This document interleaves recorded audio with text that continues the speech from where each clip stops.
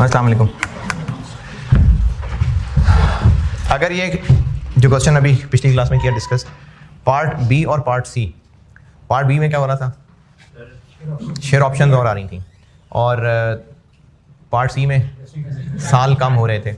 अगर ये दोनों काम हो रहे होते, 30 ऑप्शन भी और दे रहे होते और साल भी 4 से कम के 3 कर देते, तो जो पार्ट बी का सोल्यूशन किया है उधर डिनोमिनेटर में साल कम कर दें, दोनों में। पुराने में भी 2/4 की जगह 2/3 हो जाएगा, और नए वाले में आधा ओवर 2.5 की जगह आधा ओवर 1.5 हो जाएगा। हाँ जी, क्या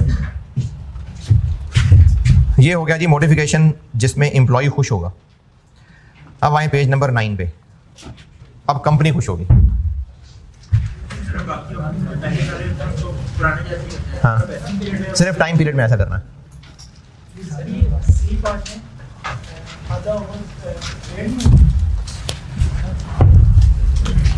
पार्ट बी में सोल्यूशन में क्या लिखा हुआ था, 185 इंटू 100 इंटू 20 रुपये इंटू 2/4, और साथ प्लस किया था 185 लोग इंटू 30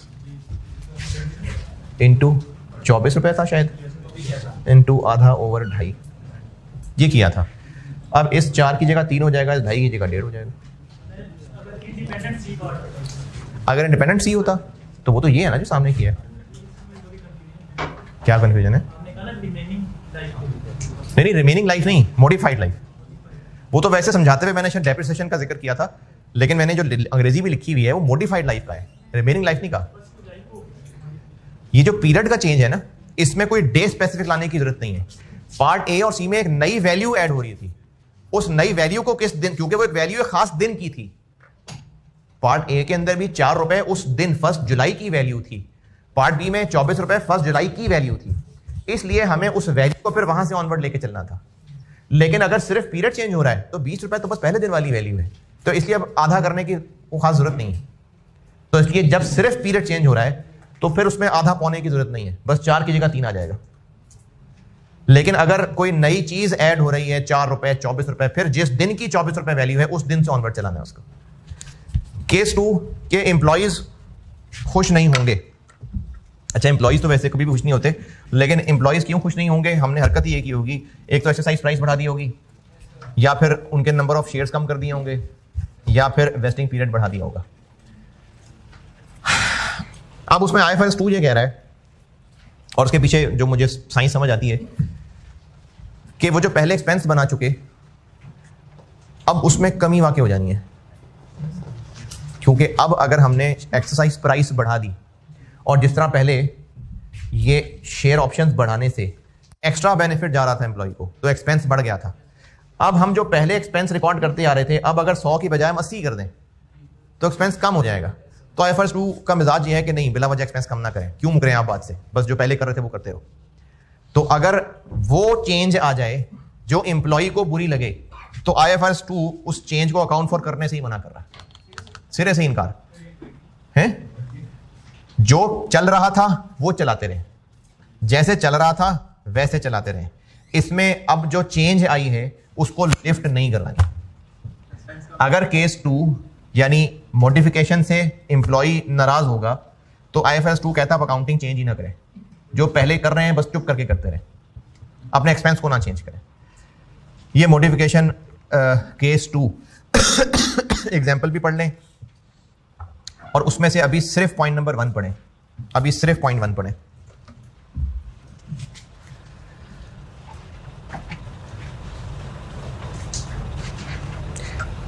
केस 2 की एग्जांपल्स पढ़ लें, और एप्लीकेशन में से सिर्फ पॉइंट 1 पढ़िए अभी।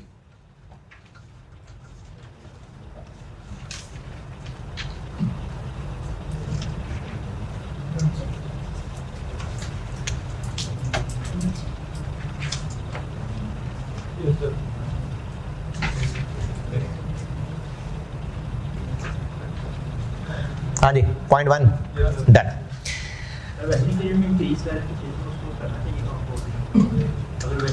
नहीं, पॉइंट 1 में वेस्टिंग पीरियड नहीं है ना। नहीं, पॉइंट 1 तरतीब से चला रहा हूँ। पॉइंट 1 में सिर्फ ये हुआ है कि एक्सरसाइज प्राइस बढ़ाई है, उससे पर्ची की वैल्यू गिर गई है, तो हमने उस पर्ची की वैल्यू गिरने को लिफ्ट नहीं करानी। जो पहले कर रहे थे वही करते रहेंगे, अब उस चेंज की कोई अकाउंटिंग नहीं करनी। Modification point 1।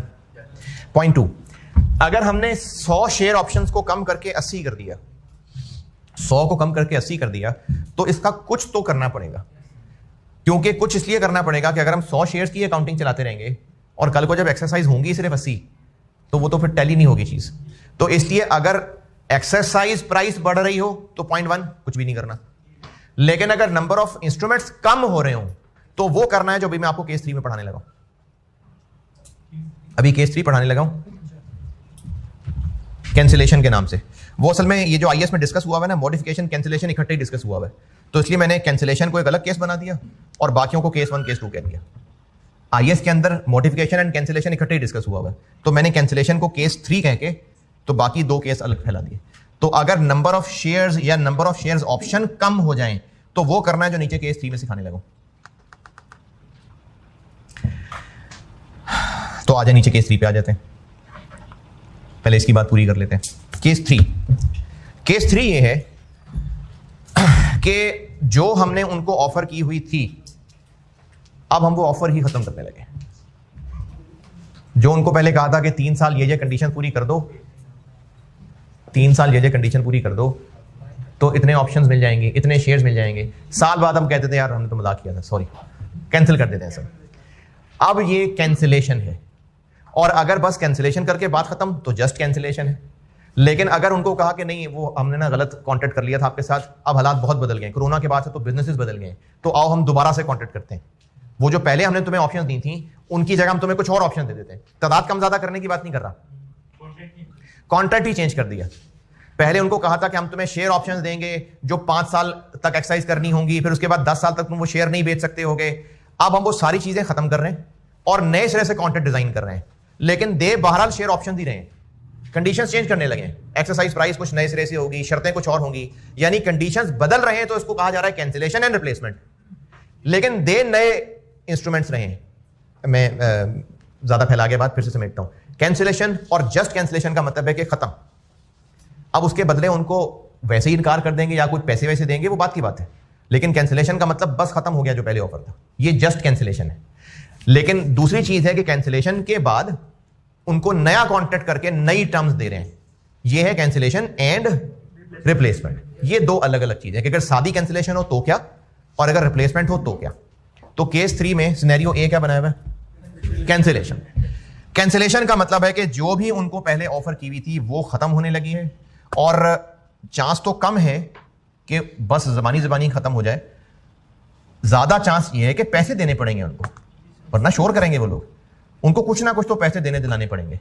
तो अगर पेमेंट करनी पड़ रही है, वैल्यू से बताता हूं, उन लोगों को कहा था कि हर एक को 100 शेयर ऑप्शंस मिलेंगी, और यही सेम डाटा ले लेता हूं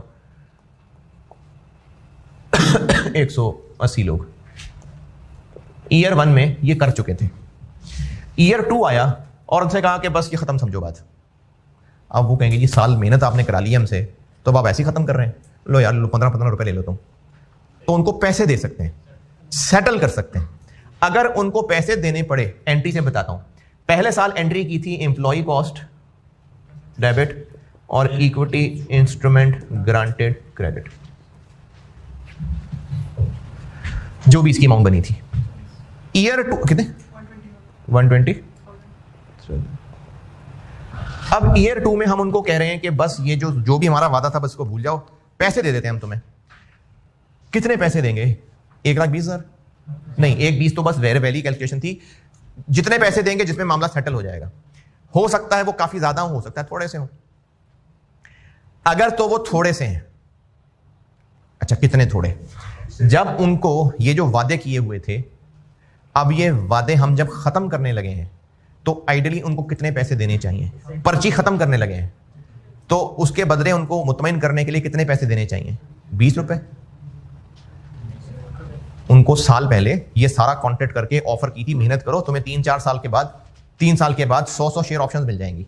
साल गुजर गया, अब साल गुजरने के बाद हम उनकी पर्चियां लेके फाड़ने लगे हैं।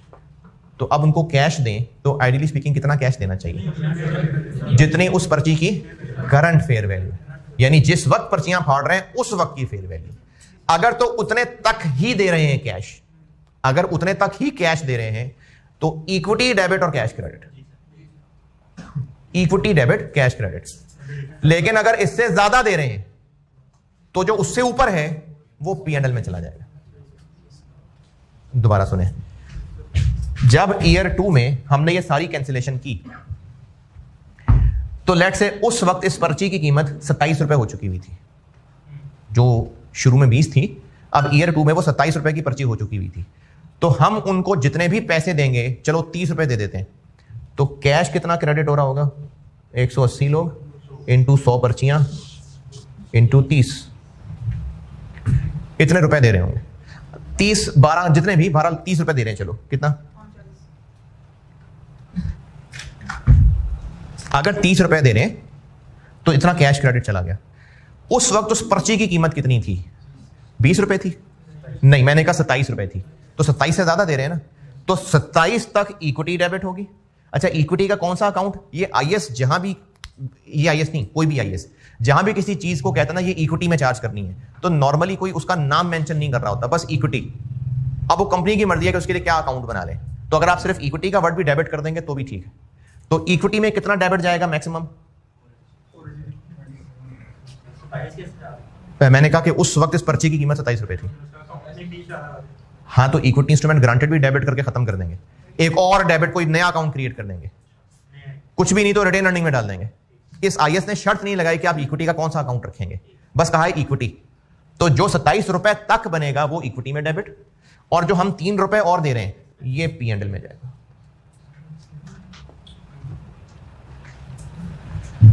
अगर हमने कोई पहले की स्कीम कैंसिल कर दी और पैसे दिए, तो जितने पैसे देंगे देखना पड़ेगा उसका डेबिट कहां जाएगा।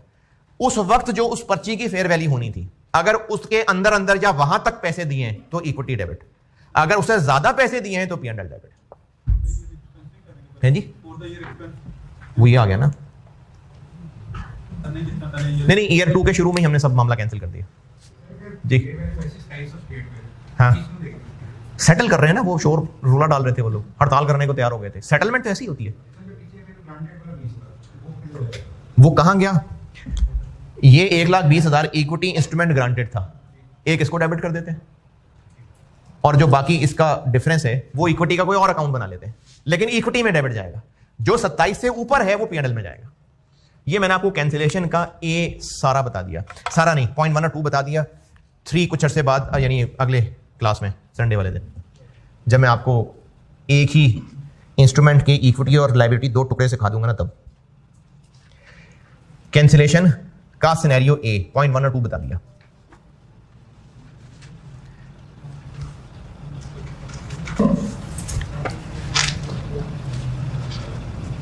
सॉरी 2 बताया, 1 तो स्किप ही हो गया।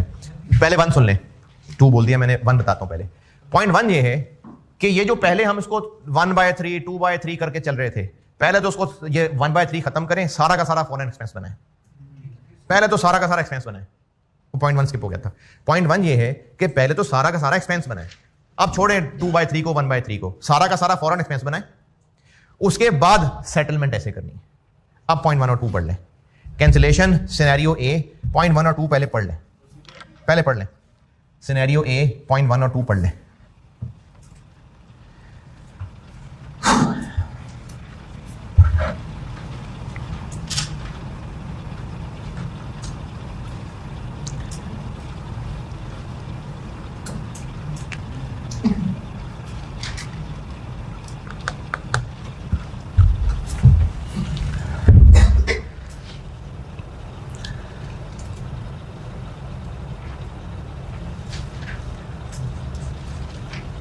और अगर सिर्फ कैंसिलेशन हो रही हो, सेटलमेंट पेमेंट ना हो रही हो, तो बस सिर्फ पॉइंट 1, बस सिर्फ पॉइंट 1। पॉइंट 2 कब है? जब पेमेंट सेटलमेंट हो रही हो। 3 वाले चीज अभी नहीं पढ़ाई आपको। कैंसिलेशन का सिनेरियो ए 1 और 2 बता दिया। 1 दोबारा सुन लें। 1 ये है कि जो अभी हमने 1/3 करके रखा हुआ था, पहले तो उसको सारा एक्सपेंस बनाना, फॉरन के फॉरन करके उसको सारा एक्सपेंस बना दे, यानी फॉरन 3/3 करें और पिछला एक्सपेंस माइनस करके सारा एक्सपेंस बना दे। फिर अगर पैसे दे रहे हैं तो पॉइंट 2 क्या हुआ? क्योंकि पैसे देने पड़ रहे हैं ना हमें। आप कह रहे हैं अगर वो नहीं दे रहे, कैश सेटलमेंट नहीं है तो फिर खाली पॉइंट मार। क्योंकि ये जो किस्सा शुरू किया था इसको सारा एक्सपेंस बनाओ। The entity shall account for the cancellation as an accelerating of vesting and shall therefore recognise immediately the amount that would otherwise would have been recognised over the remaining vesting period. Fraud के लिए कैसे? Expense ज्यादा लगती है ना, तो हाँ। Tax कम करने के लिए तो सही है, वैसे ही हर साल ही करते रहेंगे। देखें, पहली बात तो ये कि हम इस वक्त सिर्फ अकाउंटिंग का पहलू देख रहे हैं। अब रही बात कि अगर एंटिटी ऐसा करे तो एंटिटी ऐसा क्यों करे? आप सिर्फ देख रहे हैं टैक्स का। इंप्लॉइज के साथ क्यों उस तरह की ड्रामेबाजियां होंगी? इंप्लॉइज भी शोर करेंगे, मार्केट में नाम खराब होगा। सिर्फ ये एस्पेक्ट ना देखें कि कंपनी टैक्स बचाने के लिए ऐसा काम कर ले, तो इंप्लॉइज के साथ क्यों करेंगे वो इस तरह? तो इसलिए प्रैक्टिकली हो नहीं पाएगा कि एमी खुद ब खुद लॉस दिखाने के लिए ऐसा करना शुरू कर दें। तो यकीनन कुछ सोच के ही तब हामी भरी होगी। अब भर ली थी, हामी हो गया, मतलब हालात खराब, अब वो कैंसिल करना चाह रहे हैं। तो जब कैंसिल करना चाह रहे हैं तो फौरन का फौरन सारा एक्सपेंस रिकॉर्ड कर लो।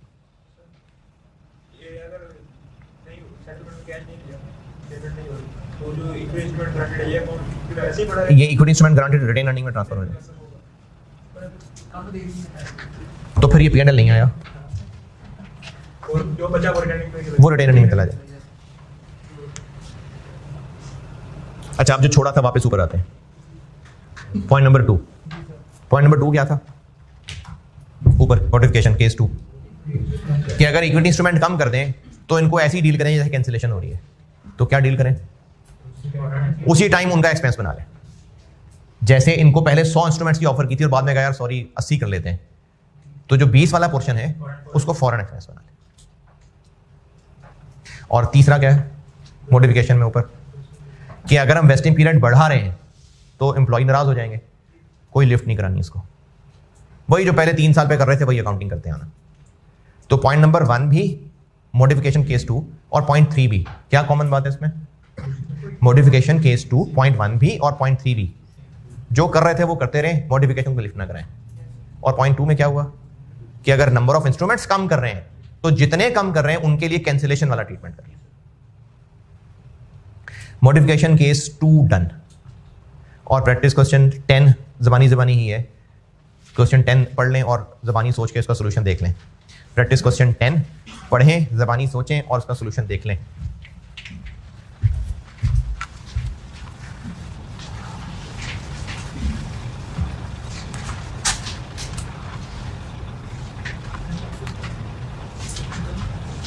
प्रैक्टिस क्वेश्चन 10 पढ़ के पहले ज़बानी खुद सोचिएगा, फिर सॉल्यूशन देखें।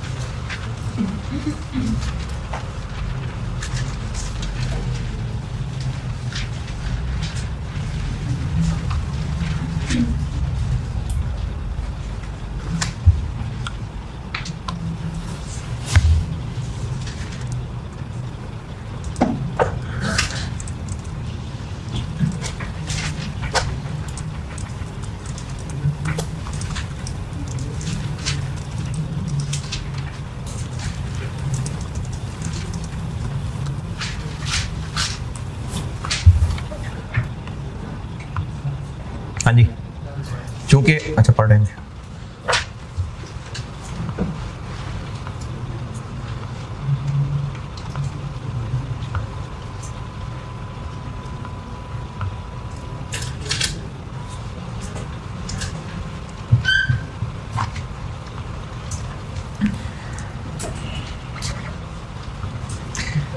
सारा तो पढ़ने वाला है ही नहीं यार। क्या जी?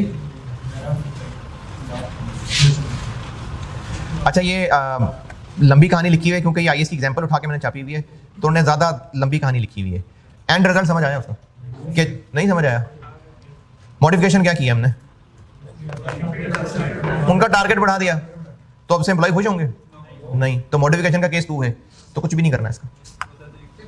जो है क्या हुआ? हाँ,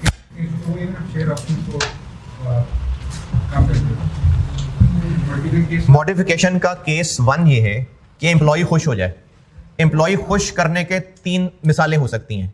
एक्सरसाइज प्राइस कम कर दें, नंबर ऑफ इंस्ट्रूमेंट्स बढ़ा दें, या वेस्टिंग कंडीशंस रिलैक्स कर दें। इन्हीं को उलट कर लेते हैं। एम्प्लॉय नाराज हो जाएगा, एक्सरसाइज प्राइस ऑप्शन के केस में बढ़ा दें, नंबर ऑफ इंस्ट्रूमेंट्स कम कर दें, वेस्टिंग कंडीशंस और स्ट्रिक्ट कर दें। तो वेस्टिंग कंडीशन स्ट्रिक्ट हो गई ना? है? ट्रीटमेंट समझ नहीं आई?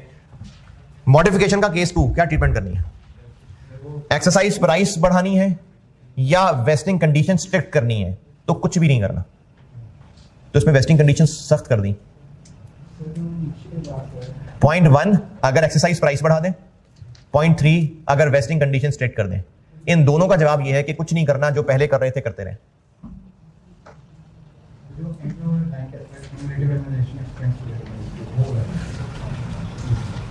कहां पर सॉल्यूशन में? कौन सी लाइन? वो वही कह रहा है कि अल्टीमेटली जो आप पहले कर रहे थे वही करेंगे। उसने कहा है hence the entity ultimately recognises cumulative, यानी वो ये कह रहा है कि जो पहले 3 साल में फैला के करना था अब भी वैसे ही करते रहे। ये कहा है उसने। वेस्टिंग पीरियड कितना था? 3 साल। तो पहले अकाउंटिंग क्या कर रहे थे? 12 लोग थे, 1000 ऑप्शन इंटू 15, 3 साल पे फैला रहे थे। तो अब भी वैसे ही करते रहेंगे।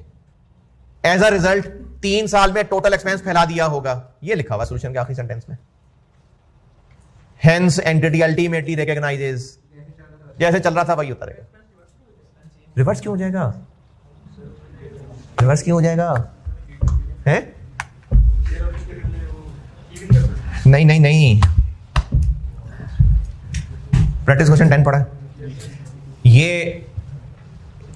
ये सिनेरियो है कि जो कंडीशन उनको लगाई थी फाइनली वो कंडीशन पूरी नहीं कर सके, रह गए। नहीं, मॉडिफिकेशन कर दी।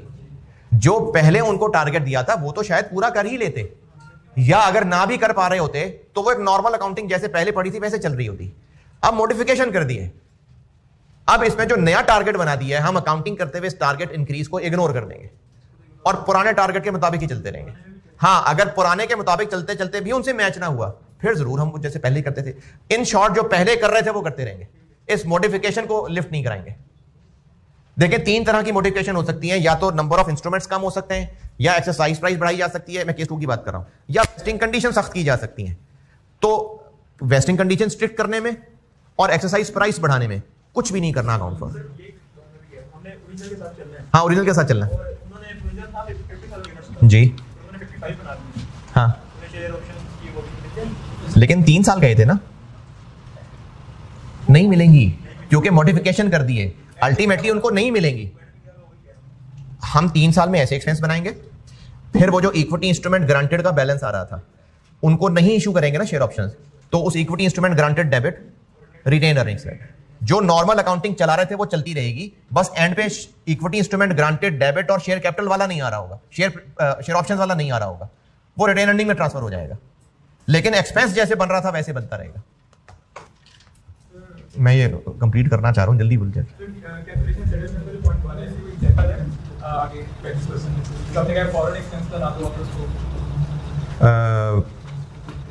मॉडिफिकेशन में जो नहीं उसमें अभी बना लेते हैं, ये बता दिया ना हमने। ईयर 1 में ये अकाउंटिंग कर ली थी। अब क्या किया कि ईयर 2 में जाके मॉडिफिकेशन की। ईयर 1 में हम ये 1/3 करके 1,20,000 एक्सपेंस बनाए थे, बाकी कितना रह गया था? 240 रह गया था। ईयर 2 में मॉडिफिकेशन की नहीं, आपने पूछा क्या है? कैंसिलेशन का पॉइंट 1 पूछा है ना। हाँ, 360 बनता है टोटल। 120 ईयर 1 में एक्सपेंस बना चुके थे, कैंसिलेशन का पॉइंट 1 बता रहा हूं, कैंसिलेशन का सिनेरियो ए का पॉइंट 1 ये पूछ रहे हो ना, पीछे 240 रह गया, तो ईयर 2 में जब कैंसिलेशन होगी तो पहले तो ये 240 पूरा का पूरा एक्सपेंस बनेगा, इक्विटी इंस्ट्रूमेंट ग्रांटेड, फॉरेन का फॉरेन एक्सपेंस बन गया। अब ईयर 1 में एक 20 बना चुके थे, ईयर 2 में कैंसिलेशन के टाइम पे 240 फॉरेन बना दिया, तो अब इक्विटी इंस्ट्रूमेंट ग्रांटेड 360 आ गया। अगर तो पॉइंट 1 पे किस्सा खत्म, कोई सेटलमेंट नहीं की, जाओ कर लो जो करना है, तो इक्विटी इंस्ट्रूमेंट ग्रांटेड का बैलेंस रिटेन अर्निंग में ट्रांसफर। लेकिन अगर उनको पैसे दे दिए तो इक्विटी इंस्ट्रूमेंट ग्रांटेड तो फिर भी डेबिट होगा, जितने पैसे दे रहे हैं वो कैश क्रेडिट होगा। जो कमी बेशी है वो देखना पड़ेगा कि अगर तो 27 रुपए के अंदर अंदर है तो इक्विटी का ही एक और अकाउंट को क्रेडिट कर देंगे, बेशक रिटेन अर्निंग क्रेडिट कर देंगे। और अगर 27 क्या बोल रहा हूं मैंने कहा था उस दिन फेयर वैल्यू, और जो 27 से ऊपर कैश दे रहे होंगे वो P&L में डेबिट होगा। कैंसिलेशन सिनेरियो ए, बस ये सिनेरियो बी कर लें तो फिर मॉडिफिकेशन डन। पॉइंट नंबर 1 ये हो गया, कैंसिलेशन सिनेरियो ए, पॉइंट 1 ये हो गया, फॉरन के फॉरन सारा एक्सपेंस बना दिया। अब अगर कोई पैसे नहीं देने पड़े, यही किस्सा खत्म, शोर शोर डाल के घर चले गए वो लोग, पैसे हमने नहीं दिए, तो जो इक्विटी इंस्ट्रूमेंट ग्रांटेड का 3,60,000 का बैलेंस आ रहा है वो रिटेन अर्निंग को ट्रांसफर हो जाएगा। ये शुरू में कहीं की थी बात मैंने, वो 2 क्लासेस पहले, कि वो जो पड़ा हुआ बैलेंस है वो रिटेन अर्निंग को ट्रांसफर हो जाएगा। लेकिन अगर सेटलमेंट करनी पड़ गई तो इक्विटी इंस्ट्रूमेंट के नाम से 360 आ रहा था वो डेबिट, कैश दे रहे थे मेरे ख्याल में 30 रुपए करके 540 था शायद, पता नहीं, 27 रुपए तक जितना भी और बनेगा वो रिटेन अर्निंग भी डेबिट हो सकती है, कोई इक्विटी रिजर्व हो सकता है, और जो ऊपर होगा उससे वो P&L में जाएगा। कैंसिलेशन सिनेरियो ए डन। जो पॉइंट 3 लिखा हुआ है वो अभी बाद में चीज पढ़ानी है जिसमें इक्विटी के ही 2 टुकड़े लायबिलिटी वगैरह तोड़े हों, तो वो अभी नहीं बताई बात। कैंसिलेशन का सिनेरियो बी, यानी कैंसिलेशन हो रही है और कोई नया कॉन्ट्रैक्ट करके दे रहे हैं, कोई नई रिप्लेसमेंट करके दे रहे हैं। उसको रिप्लेसमेंट इसीलिए कहा जा रहा है कि पहले भी उनको शेयर ऑप्शंस ही कहा था, अब भी शेयर ऑप्शंस ही दे रहे हैं, बस डिफरेंट टर्म्स कंडीशंस के साथ, इसलिए इसको रिप्लेसमेंट कह रहे हैं। इसको समझाने से पहले पेज एंड पे जो मैंने अंडरलाइन, इटैलिक्स में और अंडरलाइन में लिखा हुआ है वो बताता हूं पहले, और ये स्टूडेंट ने फैसला नहीं करना होगा, ये सवाल वाला इंशाल्लाह बताएगा अगर हुआ ये तो। पेज 9 पे हूं मैं, सबसे आखिर में जो 2 लाइनें हैं जो टेढ़ी टेढ़ी लिखी हुई अंडरलाइन, वो बता रहा हूं पहले। अगर पुराना कॉन्ट्रैक्ट खत्म करके नए इंस्ट्रूमेंट्स दे रहे हैं लेकिन वो रिप्लेसमेंट नहीं कहलाएंगे। देखिए कोई चीज रिप्लेस करना तब होता है, आपने एक कैलकुलेटर खरीदा, कैलकुलेटर खराब था, शॉप पे गए, रिप्लेस कर लिया। रिप्लेस का वर्ड होगा कि कैलकुलेटर लेके उसने गाड़ी का टायर दे दिया। कैलकुलेटर रिप्लेस करना किसको कहेंगे? कैलकुलेटर ही लेके आएंगे। लेकिन अगर वो कैलकुलेटर की जगह कहे जी कैलकुलेटर हमारे पास और नहीं पड़े, आप शर्ट ले जाएं, तो उसको रिप्लेस करना मना, उस रिप्लेस का वर्ड नहीं ठीक उसके लिए, तो है वो एक नया प्रोडक्ट खरीद रहे होंगे। तो इसलिए अगर तो पुराना कॉन्ट्रैक्ट खत्म करके जो नया कॉन्ट्रैक्ट हो रहा है वो वाकई रिप्लेसमेंट है, फिर तो वो है जो भी से ऊपर बताऊंगा। लेकिन अगर जो नया काम हो रहा है वो टोटली डिफरेंट चीज है, जैसे पहले उनको शेयर ऑप्शंस की ऑफर की थी, अब हम शेयर्स की ऑफर कर रहे हैं, अब ये डिफरेंट चीज है, तो ये रिप्लेसमेंट नहीं है। फिर इसकी अकाउंटिंग कैसे होगी? जो पहले अभी कैंसिलेशन थी, पुराने वाले को कैंसिल और नए वाली टर्म्स, एक नया कॉन्ट्रैक्ट होगा। पुराना वाला समझेंगे खत्म और नई चीजें नई ही लेके चलेंगे। ये कब की बात हो रही है? अगर रिप्लेसमेंट नहीं कहलाएगी तो। पहले ये लाइनें पढ़ लें, बिल्कुल एंड पे जो 2 लाइनें, फिर ये सिनेरियो बी समझाता हूं। बस ये खत्म हो रही मॉडिफिकेशन, देखें अगले पेज पे हेडिंग ही चेंज हो गई। सिनेरियो बी,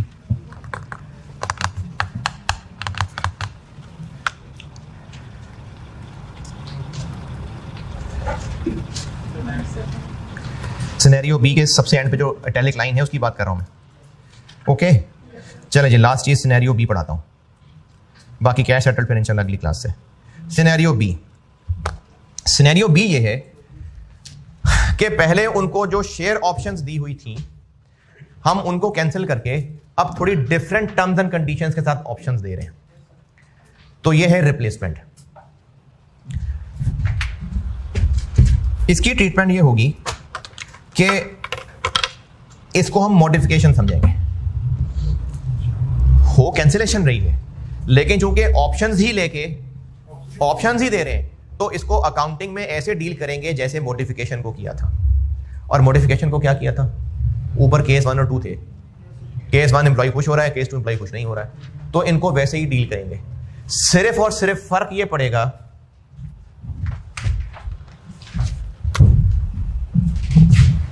₹4 कैसे निकाले थे? क्वेश्चन 9 पार्ट ए में ₹4 कैसे निकाले थे? पुराने 20 को एज इट इज चलाया था और ₹4 कैसे निकाले थे? 14 और 10 का डिफरेंस था। ये मैं क्वेश्चन 9 का रेफरेंस दे रहा हूं। वही पर्ची जो पहले 20 की थी, वही पर्ची मॉडिफिकेशन के बाद 10 से 14 की हो गई थी। तो हमने मॉडिफिकेशन का इफेक्ट यानी ₹4 लिया था, और ये 14 और 10 डिफाइन करें तो क्या होगा? ये क्या चीज है? अब मॉडिफिकेशन के बाद पर्ची की वैल्यू और ये मॉडिफिकेशन से जस्ट पहले पर्ची की वैल्यू। अब रिप्लेसमेंट हो रही है, और रिप्लेसमेंट को हमने ऐसी डील करना है जैसे मॉडिफिकेशन को किया था। तो 14 और 10 की जगह क्या आ जाएगा? रिप्लेसमेंट हो रही है। ये क्या है? रिप्लेसमेंट वाले की पर्ची की फेयर वैल्यू, ये पुरानी पर्ची की फेयर वैल्यू। वो भी करंट। हाँ करंट। नई पर्ची की फेयर वैल्यू माइनस पुरानी पर्ची की फेयर वैल्यू। और इसको एज इट इज चलाते रहेंगे, इसको एज इट इज चलाते रहेंगे, और नई पर्ची की फेयर वैल्यू माइनस पुरानी पर्ची की फेयर वैल्यू। कब की फेयर वैल्यू? उसी रिप्लेसमेंट डेट की। लेकिन इसमें एक फर्क ये पड़ेगा कि ये पुरानी पर्ची अब खत्म हो रही है ना, हम नई पर्ची पुरानी पर्ची के बदले दे रहे हैं, तो नई पर्ची की फेयर वैल्यू माइनस पुरानी पर्ची की फेयर वैल्यू। लेकिन ये तो तब हो जब हम इसके बदले ये दे रहे हैं। अगर हम इस ₹10 की पर्ची के बदले कुछ कैश भी दे रहे हैं, तो वो इस 10 में से लेस होगा। दोबारा सुने, cancellation replacement, cancellation replacement scenario B है। सिनेरियो बी क्या है? कैंसिलेशन होके रिप्लेसमेंट हो गया, लेकिन जो कि शेयर ऑप्शंस के बदले शेयर ऑप्शंस ही दे रहे हैं, तो उसको मॉडिफिकेशन की तरह अकाउंट फॉर करेंगे। अब वो जो मॉडिफिकेशन की तरह अकाउंट फॉर करेंगे, तो उसका मतलब है कि जो पहले अकाउंटिंग कर रहे थे, बेशक वो पुरानी पर्चियों की अकाउंटिंग थी, लेकिन असल में वो ₹20 की अकाउंटिंग थी। पुरानी पर्ची तो बोलने में ना, असल में ₹20 की अकाउंटिंग थी, तो वो वैसे ही चलेगी। और ये जो रिप्लेसमेंट है, इसको मॉडिफिकेशन के एडिशनल ₹4 की तरह डील करेंगे। बस नाम क्या बदल जाएंगे? मॉडिफिकेशन में ये मॉडिफिकेशन के बाद पर्ची की वैल्यू थी, ये मॉडिफिकेशन से जस्ट पहले पर्ची की वैल्यू थी। अब रिप्लेसमेंट वाले में क्या होगा? नई पर्ची की फेयर वैल्यू माइनस पुरानी पर्ची की फेयर वैल्यू। लेकिन अब सिर्फ ये नहीं हो रहा कि 10 की पर्ची के बदले ₹14 दे रहे हैं। 10 की पर्ची कैंसिल हो रही है, हो सकता है कुछ रुपए भी दे रहे हो। तो अगर 10 की पर्ची कैंसिल करके 14 की पर्ची दे रहे हैं और पैसे कोई नहीं दे रहे, तो हमारा 4 एक्स्ट्रा खर्चा है। लेकिन अगर ₹10 की पर्ची कैंसिल करके ₹3 उसको कैश दे रहे हैं, तो पीछे हम ₹7 की पर्ची के पीछे ₹14 की पर्ची दे रहे हैं। वो लगा जाके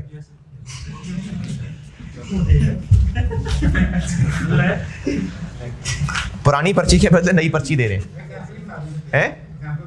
सवाल बनाया हुआ है ना, मैंने सवाल बनाया हुआ है। पहले इस वैल्यू से समझा लेना ताकि डबल समझना हो जाए।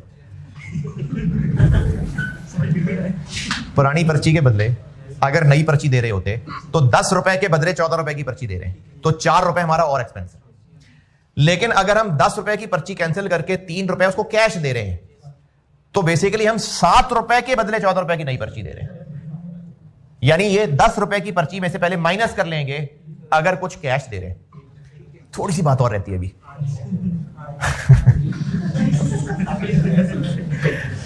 पुरानी पर्ची की फेयर वैल्यू में से क्या माइनस कर लें? लेकिन अगर इसके बजाय कह रहा हूं, इसके बदले कैश ही ₹12 दे रहे हैं, तो बस 10, वो ₹2 तो अलग से P&L में जा रहे होंगे। क्यों जा रहे होंगे? अभी मैंने सिनेरियो ए में बताई एक बात, अभी मैंने एक बात बताई थी कि इक्विटी में कितना डेबिट जाना है, जो उस वक्त उस पर्ची की फेयर वैल्यू है। तो अगर ₹10 फेयर वैल्यू थी उस पर्ची की और हम कैश 12 दे रहे हैं, तो ₹2 तो वैसे ही एक्सपेंस में फौरन ले जाना है हमने। सिर्फ ₹10 है जो पुरानी पर्ची के अगेंस्ट कैंसिल हो रहा होगा। तो इसलिए नई पर्ची की फेयर वैल्यू ये क्या है जी? पुराना एज इट इज चलता रहेगा, और जो नया एक्स्ट्रा खर्चा है वो रिमेनिंग पीरियड पे। वो कैसे निकलेगा? नई पर्ची की फेयर वैल्यू माइनस पुरानी पर्ची की फेयर वैल्यू। अगर पुरानी पर्ची के अगेंस्ट कुछ कैश दिया जा रहा है तो उसमें से वो कैश माइनस कर लें, लेकिन मैक्सिमम वो कितना हो सकता है? 10। अगर 10 से कम है तो 10 में से वो माइनस कर लें, फिर जो डिफरेंस आएगा वो है जो अब हम रिमेनिंग लाइफ पे नया एक्सपेंस बनाएंगे। इससे पहले कि सारी चीजें दिमाग से निकल जाएं, अभी के अभी प्रैक्टिस क्वेश्चन 11 पढ़ें और पीछे सॉल्यूशन देख लें उसका। क्या वो पुराना जो चल रहा था वो चलेगा? जो एक्सपेंस पहले चला रहे थे वो देखें, हमने इस कैंसिलेशन और रिप्लेसमेंट को मॉडिफिकेशन की तरह अकाउंट फॉर करना है। तो अभी भी वही कह रहा हूं, अगर ये मॉडिफिकेशन होती तो क्या करते? तब भी 3 ही होती, तब भी 3, 14 और 10 ये 2 वैल्यूज ही थी। मैंने वही फिगर्स ली हैं। ये पहले दिन वाली ग्रांट डेट की फेयर वैल्यू है, वो ऐसी चलती रहेगी। ये जब मॉडिफिकेशन पढ़ाई थी तो ये मॉडिफिकेशन वाले दिन मॉडिफिकेशन से जस्ट पहले की फेयर वैल्यू थी और मॉडिफिकेशन के बाद की फेयर वैल्यू थी। वहां भी हमने 14 और 10 का डिफरेंस लिया था। बस अब वो मॉडिफिकेशन से पहले और मॉडिफिकेशन के बाद वाली फेयर वैल्यू की बजाय नई पर्ची और पुरानी पर्ची हो गया। क्वेश्चन नंबर 11, प्रैक्टिस क्वेश्चन 11 पढ़ें और सॉल्यूशन ही देख लें। सॉल्यूशन मैंने वो टी अकाउंट की शक्ल में नहीं, वो टेबल की शक्ल में बनाया हुआ है। आप उसको टी अकाउंट इमेजिन करके या कागज पर लिख के उसको टी अकाउंट की शक्ल में देख लें। फिगर्स मैंने वही BDCD निकाली हुई है। एक सिनेरियो मैंने 10 रुपए से ज्यादा कैश रख लिया और एक सिनेरियो मैंने 10 रुपए से कम कैश रख लिया। 10 रुपए मतलब पुरानी पर्ची की वैल्यू से।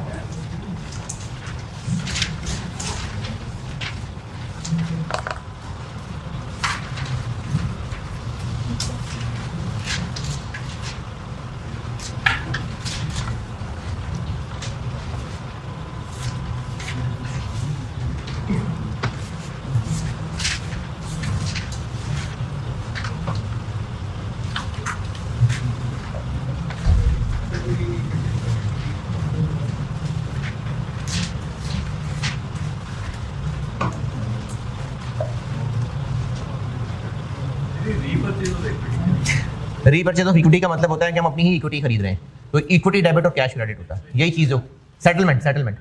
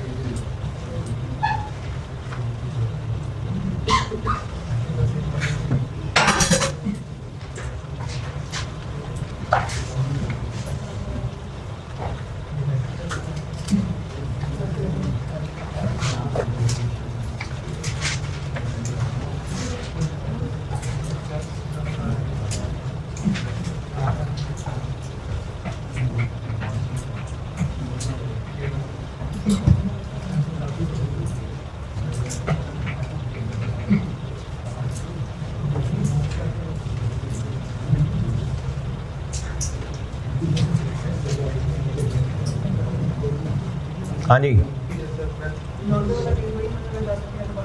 हाँ जी, क्योंकि उस वक्त पुरानी पर्ची की फेयर वैल्यू 8 रुपए थी, तो अगर 9 रुपए दे रहे हैं तो वो जो ऊपर वाला 1 रुपया वो P&L में जाएगा।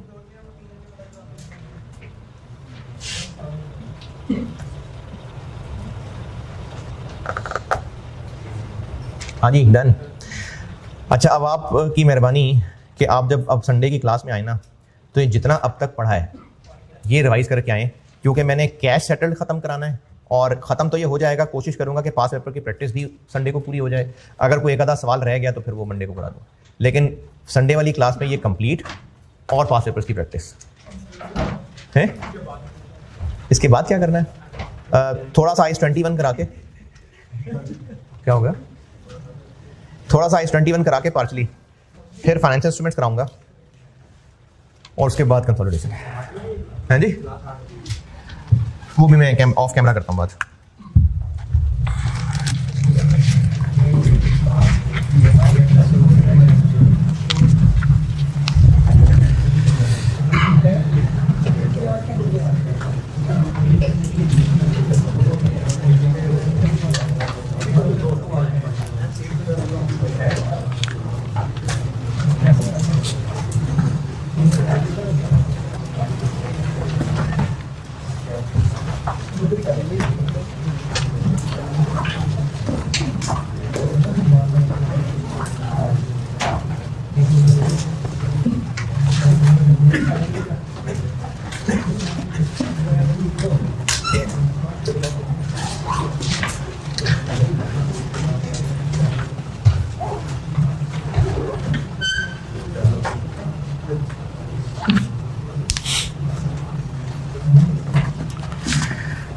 अच्छा जी, कल मैंने एक बेस बनाने की कोशिश की थी, तो आज से इंशाल्लाह मैं ये रोज़ की एक हदीस सुनाता हूँ आपको।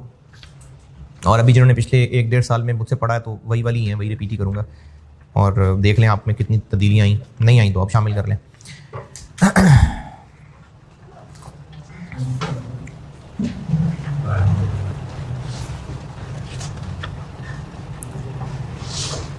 तिरमिज़ी 2003।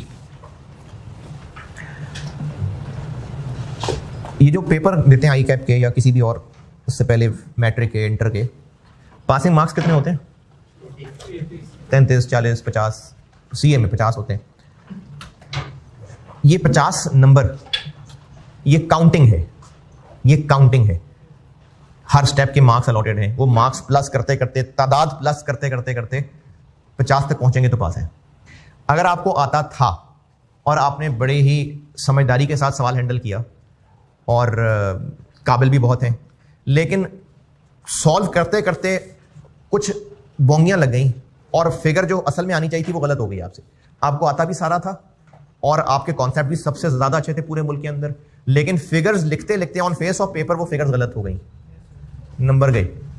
और क्योंकि पास या फेल का फैसला उन नंबर्स को गिन के होना है तो फेल। अब जिसको बहुत ज़्यादा अच्छा आता था वो भी फेल हो गया और जिसको आता ही कुछ नहीं था वो भी फेल हो गया। तो ये इंसाफ नहीं लग रहा, क्योंकि सब आता है लेकिन बस पेपर में कुछ कमी रह गई, कोई हो गई गलती, कैलकुलेटर पे बटन खराब हो गए थे, कैलकुलेटर के अंदर एरर आ गया था, या उस वक्त आप फिगर जो सोच रहे थे कैलकुलेट कर रहे थे, लिखते लिखते कुछ डिजिट आगे पीछे हो गए। तो ये इंसाफ नहीं लग रहा, क्योंकि जो अच्छा जानता है सब, उसको सब कॉन्सेप्चुअली आता है, बस लिखते हुए हो गई गलती, भाई हो गई गलती, लिखते हुए फिगर आगे पीछे हो गई लेकिन नंबर कट गया फेल, और जिसको आता ही कुछ नहीं है वो भी फेल। तो ये इंसाफ नहीं है। क़यामत के दिन ना पास फेल का फैसला काउंटिंग पे नहीं होना है, यानी काउंट नहीं किए जाने। वैसे तो वहां भी जो क़यामत पे फैसला होना है वो 50 पासिंग मार्क्स हैं, 51, 50 नहीं होंगे, 51 होंगे। तो जिसके 50 क्रॉस कर जाएंगे वो पास है, जिसके 50 से नीचे होंगे वो फेल है। अच्छा, जिसके 50 क्रॉस कर जाएंगे ना, तो ऐसा नहीं होगा कि वो जो उसके गुनाह थे वो पहले उनकी सजा भुगतेगा फिर जन्नत में जाएगा, नहीं। जिसकी नेकियां गुनाहों से ज्यादा थी, यानी उसके नंबर 50 से ज्यादा हो गए, उसके गुनाह अल्लाह माफ कर देंगे और वो डायरेक्ट जन्नत में जाएगा। ऐसा नहीं है कि गुनाहों की सजा भुगत के जन्नत में जाएगा। हाँ, अगर उसके गुनाह ज्यादा है, 53 गुनाह है, 47 नेकियां हैं, फिर वो फेल हो गया, फिर वो दोज़ख में जाएगा। और अगर उसके अंदर ईमान है तो आखिरकार जन्नत में आएगा। ये तो खैर 50 प्लस और 50 माइनस की बात कर रहा हूं, लेकिन ये तादाद नहीं है, इनका वजन देखा जाना है। हो सकता है कि गिनने के एतबार से उस इंसान ने जिंदगी में सिर्फ 10 नेकियां की हों टोटल जिंदगी में, और 25 करोड़ गुनाह किए हों, लेकिन उन 10 नेकियों का वजन इतना ज्यादा हो। वजन कैसे डलेगा? इखलास की बेस पे, कि कितना इखलास था, दिखावा तो नहीं था। अगर उन 10 नेकियों का वजन ज्यादा होगा तो नेकियों का पलड़ा भारी हो जाएगा और पास हो जाएगा। तो फैसला नंबर पे नहीं होना है, वजन पे होना है। तिरमिज़ी 2003, सईदना अबू दरदा रज़ियल्लाहु अन्हु से रिवायत है, मैंने नबी अकरम सल्लल्लाहु अलैहि वसल्लम को फरमाते हुए सुना, मीज़ान में यानी आखिरत में जब तोला जा रहा होगा, हुस्ने इखलाक से भारी कोई चीज़ ना रखी जाएगी। यानी जिसके इखलाक अच्छे हैं ना, ये मैं आपको उसका मफ़हूम समझाने की कोशिश कर रहा हूँ कि जिसके इखलाक अच्छे होंगे तो अच्छा इखलाक होना इतना भारी अमल है कि वो पलड़ा भारी कर देगा। उससे ज़्यादा भारी अमल ही कोई नहीं है। मीज़ान में हुस्ने इखलाक से ज़्यादा भारी कोई चीज़ ना रखी जाएगी, इतनी इंपॉर्टेंस है अच्छे इखलाक की। और आगे फिर वो कंटिन्यूटी में इसकी इंपॉर्टेंस बताई हुई है। और यकीनन अच्छे इखलाक वाला शख्स रोज़ेदार और नमाज पढ़ने वाले का दर्जा पा लेगा। इसका ये मतलब नहीं है कि अच्छे इखलाक रिप्लेसमेंट हैं, कैंसिलेशन एंड रिप्लेसमेंट नमाज और रोज़े की, नहीं। एक इंसान ने फर्ज नमाज, फर्ज रोजे तो रखने ही रखने। कुछ होते हैं जो नफली इतनी इबादत में अपने आप लेवल बढ़ा लेंगे, तो वो जो नवाफिल कर करके लेवल बढ़ा रहा है, अच्छे अखलाक वाला भी वो लेवल पा लेगा। सिर्फ फराइज करे लेकिन अखलाक बहुत अच्छे हो तो नवाफिल वाले के लेवल तक पहुंच जाएगा। तो ये उसकी इंपॉर्टेंस है, लेकिन ये रिप्लेसमेंट नहीं है। तो अच्छे अखलाक की इतनी शदीद किस्म की इंपॉर्टेंट है। बाकी इंशाल्लाह सेशन में अखलाक के ऊपर ही बात करता रहूंगा। ठीक है, अल्लाह हाफिज। अच्छा, अल्लाह हाफिज कैमरे वालों को। ठीक है, अल्लाह हाफिज।